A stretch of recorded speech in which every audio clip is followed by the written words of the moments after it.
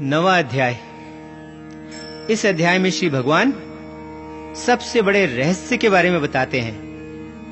वे बताते हैं कि परमेश्वर की भक्ति का बहुत बड़ा फल है। अन्य सभी की भक्ति के छोटे फल होते हैं।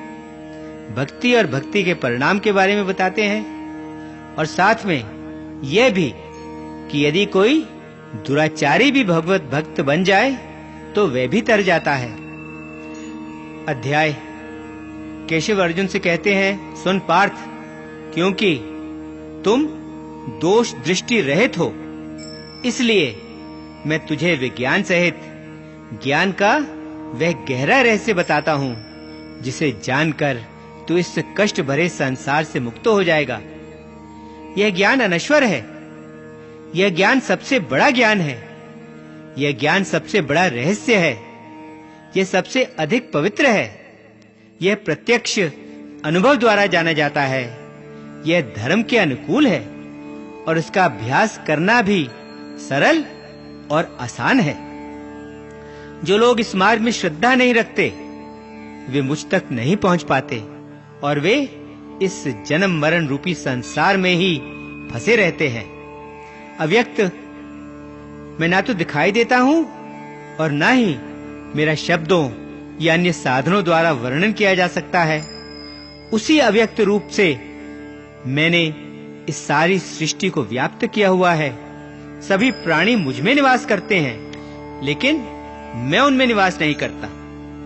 और फिर भी सभी अस्तित्व में आई वस्तुओं का निवास मुझ में नहीं है। मेरे इस दिव्य रहस्य को देख। मेरी आत्मा जो सब जीवों का मूल है, वह उन सब जीवों को संभाले तो हुए है, किंतु वह उनमें निवास नहीं करती। इस बात को समझ ले कि जिस प्रकार सब ओर चलती हुई तेज हवा सदा आकाश में स्थित रहती है, वैसे ही सभी अस्तित्व में आई वस्तुएं मुझ में निवास करती हैं। कल्प के अंत पर सभी अस्तित्व में आई वस्तुएं उसी प्रकृति में विलीन हो जाती हैं जो मेरी अपनी है, और अगले कल्प के आरंभ में मैं उन्हें फिर उत्पन्न कर देता हूं। अपनी प्रकृति को वश में रखते हुए मैं इन जीवों के समूह को बार-बार उत्पन्न करता हूं, जो मेरी प्रकृति के वश में होने के कारण बिल्कुल बेबस हैं। ये कर्म मुझे बंधन में नहीं डालते, क्योंकि इन कर्मों में मैं लिप्त नहीं होता। इन कर्मों से मैं विरक्त रहता हूं। इनसे मैं अनछुआ रहता हूं। मेरी देखरेख में ही ये प्रकृति सब चराचर वस्तुओं को जन्म देती है और इससे ही यह संसार चक्र घूमता है। अज्ञानी लोग जब मैं मानव शरीर धारण किए होता हूं, तब वे मेरी अवहेलना करते हैं, क्योंकि वे मेरी श्रेष्ठ रूप वाली प्रकृति को नहीं जानते, जो सब पैदा हुई वस्तुओं की स्वामी है। जो लोग राक्षसों और असुरों के मोहक स्वभाव को धारण करते हैं, उनकी ऊंची ऊंची इच्छाएं व्यर्थ रहती हैं। उनका ज्ञान व्यर्थ रहता है और वे विवेकहीन हो जाते हैं। वे महात्मा लोग जो मोह से मुक्त हो गए हैं, जो दिव्य प्रकृति में निवास करते हैं, वे मुझे ही सब पैदा हुई, सब अस्तित्व में आई वस्तुओं का अनश्वर मूल समझकर एक ही भाव से और पक्की तरह से मेरी उपासना करते हैं। हमेशा मेरा ही गुणगान करते हुए, मुझे पाने के लिए लगातार प्रयास करते हुए और अपने पक्के इरादों पर स्थिर रहते हुए, उन पर मजबूती से टिके हुए, श्रद्धा से मुझे प्रणाम करते हुए और सदा योग में लगे हुए वे मेरी उपासना करते हैं। अन्य लोग ज्ञान में यज्ञ करते हुए मेरी उपासना करते हैं। वे मुझे एक रूप वाला और साथ ही अनेक रूपों वाला, सभी दिशाओं की ओर मुख किए हुए जानकर अनेक प्रकार से तथा पूरे विश्वास से मेरी उपासना करते हैं। मैं ही कर्मकांड हूं, मैं ही यज्ञ हूं, मैं ही पितरों के लिए पिंडदान हूं, मैं ही औषधि हूं, मैं ही मंत्र हूँ, मैं ही घृत हूँ, मैं ही अग्नि हूँ और मैं ही आहुति भी हूँ। मैं ही संसार का पिता और माता भी हूँ। मैं ही आश्रय दाता और पितामह हूँ।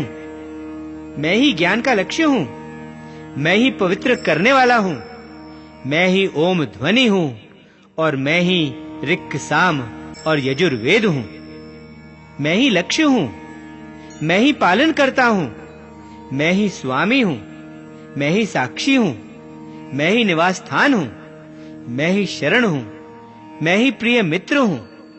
मैं ही उत्पत्ति और विनाश का कारण भी हूँ। मैं ही विश्राम का स्थान हूँ और मैं ही अनश्वर बीज भी हूँ। मैं ही गर्मी देता हूँ और मैं ही वर्षा को रोकता और छोड़ता भी हूँ। मैं अमरता हूँ और साथ ही मृत्यु भी हूँ। मैं सत भी हूँ, असत भी हूँ।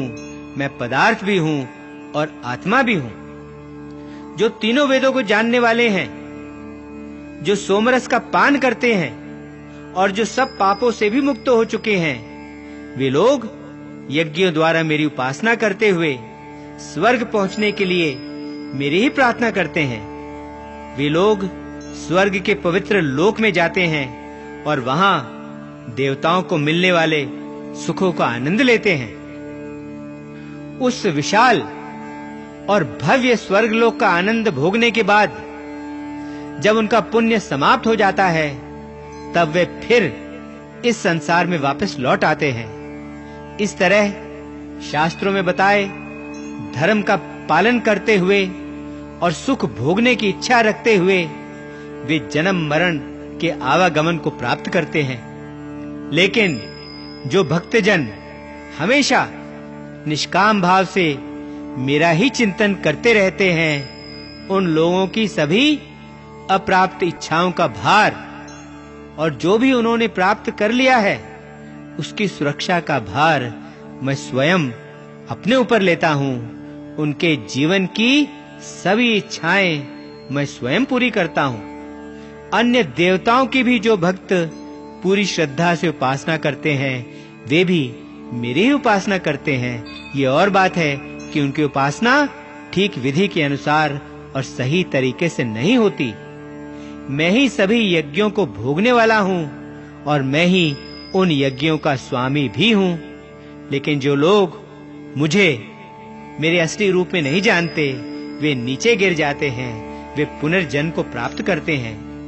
देवताओं के उपासक देवताओं को प्राप्त करते हैं, पितरों के उपासक पितरों को प्राप्त करते हैं, भूत प्रेतों के उपासक उनके पास जाते हैं और जो मेरी उपासना करते हैं वे मुझे प्राप्त करते हैं। जो कोई मुझे प्रेम तथा श्रद्धा से पत्र, फूल, फल या केवल जल ही चढ़ाता है, उसके प्रेम और श्रद्धा पूर्वक शुद्ध हृदय से दिए गए उस उपहार को मैं खुशी से स्वीकार करता हूँ।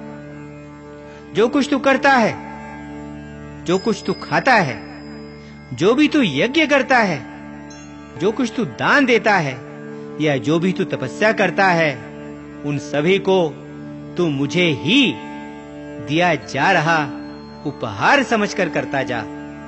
ऐसा करने से तू उन सभी शुभ और अशुभ, अच्छे और बुरे परिणामों से मुक्त हो जाएगा जो कि कर्म के बंधन के कारण है।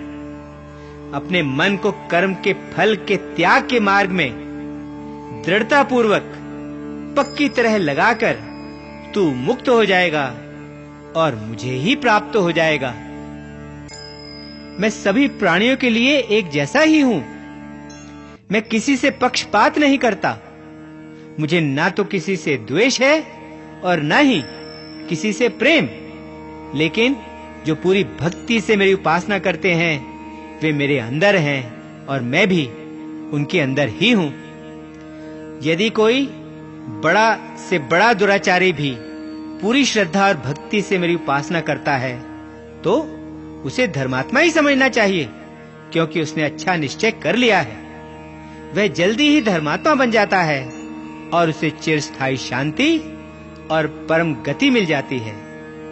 इस बात को तू निश्चित रूप से समझ ले कि मेरा भक्त कभी नष्ट नहीं होता। जो लोग मेरी शरण में आते हैं, चाहे वे निम्न कुलों में ही उत्पन्न क्यों न हुए हों, चाहे वे बड़े से बड़े पापी ही क्यों न हों, वे भी मेरी शरण में आकर परम गति को पा लेते हैं।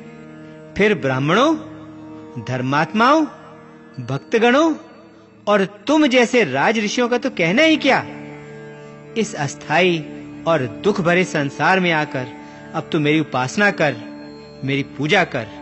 इसलिए पार्थ, अपने मन को मुझ में स्थिर करके मेरा भक्त बन, मेरी उपासना कर, मुझे प्रणाम कर। इस प्रकार अपने आप को अनुशासन में रखते हुए मुझे अपना लक्ष्य बनाकर तू मुझ तक अवश्य पहुंच जाएगा। 9वां अध्याय समाप्त। ओम शांति शांति शांति। ओम।